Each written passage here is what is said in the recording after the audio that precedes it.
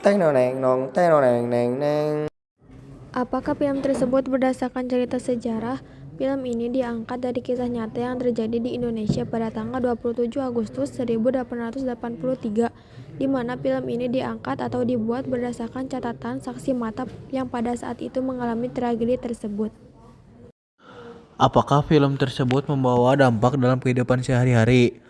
Dampak dalam kehidupan sehari-hari dalam film tersebut yaitu yang pertama, pada saat tragedi itu terjadi, tepatnya pada tanggal 27 Agustus 1883, memiliki dampak negatif karena masyarakat yang hidup pada saat itu hancur harta benda, tercemarnya lautan hijau, hujan abu vulkanik, langit tertutup oleh asap letusan gunung berapi, air laut surut sehingga ikan-ikan terdampar diakibatkan oleh adanya letusan gunung Krakatau.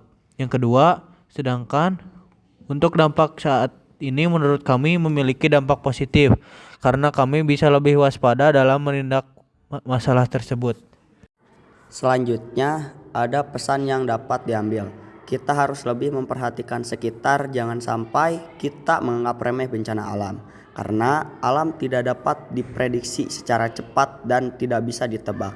Oleh karena itu, kita harus lebih waspada terhadap alam. Kita juga harus lebih waspada akan adanya tanda-tanda bencana alam agar bisa meminimalisir risiko bencana alam. Cerita sejarah berdasarkan film tersebut.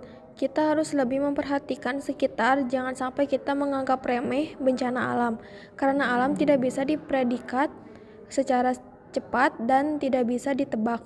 Oleh karena itu, kita harus lebih dewasa terhadap alam. Kita juga harus lebih waspada akan adanya tanda-tanda bencana alam agar bisa meminimalisir risiko bencana alam. Pada 135 tahun yang lalu, tepatnya tahun 1883, Gunung Krakatau meletus dahsyat dan melahirkan Gunung Anak Krakatau. Meletusnya Gunung Krakatau divisualkan melalui film dokumenter yang dirilis oleh BBC berjudul Krakatau The Last Day. Dibuat berdasarkan catatan saksi mata letusan Krakatau pada 27 Agustus 1883 silam. Film ini dirilis tahun 2006, disutradarai oleh Sam Miller. Sinopsis, 60 juta ton lava dan magma dimuntahkan dari mulut Gunung Krakatau. Krakatau The Last Day menggambarkan sejarah letusan Gunung Krakatau. Ceritanya berdasarkan seorang ilmuwan geologi dari Belanda, berdasarkan Roger Verbeek, yang mengalami sendiri kejadian itu. Catatan dari korban selamat juga dijadikan bahan naskah film Krakatau The Last Day. Letusan Krakatau tahun 1883 merupakan letusan gunung berapi terbesar dalam sejarah setelah letusan Gunung Tambora. Letusan Gunung Tambora terjadi 68 tahun sebelum Gunung Krakatau meletus. Krakatau The Last Day juga menceritakan tentang sebuah keluarga yang melarikan diri dari letusan Gunung Krakatau. Sebuah kapal dengan jumlah penumpang lebih dari 100 orang terjebak di tengah laut ketika reruntuhan akhir Gunung Krakatau saat itu.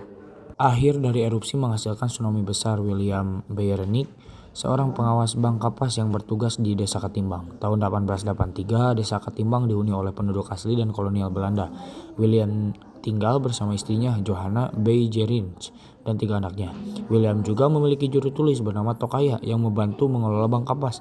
Dalam cuplikan film yang beredar, William dan istrinya menghadiri sebuah acara pembukaan pasar. Dalam hati, Johanna mempunyai firasat hal besar akan terjadi. Namun saat ditanya sang suami, Johanna mengatakan bahwa dia baik-baik saja. Kemudian sebuah letusan besar mengemburkan warga. Warga-warga berlarian. Willem berkomunikasi dengan petugas yang lain. Willem memerintahkan sersan-sersan untuk mengambil barang dan menjaga gudang. Tidak hanya itu, Willem juga meminta jalur untuk menuju Batavia. Willem kemudian meminta istrinya untuk pergi mencari tempat yang tinggi. Willem menjelaskan pada sang istri bahwa dia tidak bisa pergi karena pekerjaannya. Setelah letusan reda, warga mendekat ke bibir pantai. Air laut menjadi lebih rendah dari biasanya. Ikan-ikan terdampar di pinggir pantai. Tak berselang lama, gelombang tsunami mulai ke arah penduduk. Warga berlarian menyelamatkan diri, beralih ke Roger Verbeek. Pada 1883, ia mengunjungi keluarga Squilt yang tinggal dan bekerja di Mercusuar. Setelah terjadi peningkatan aktivitas vulkanik Gunung Krakatau, Seorang anak laki-laki bernama Joseph memperlihatkan temuannya yakni batu apung. Joseph mengatakan dia menemukannya di pantai. Namun Roger tidak menyadari bahwa batu apung yang ditemukan Joseph merupakan pertanda bahaya. Tercatat pada tahun 1927, Selat Sunda Gunung Krakatau kembali meletus.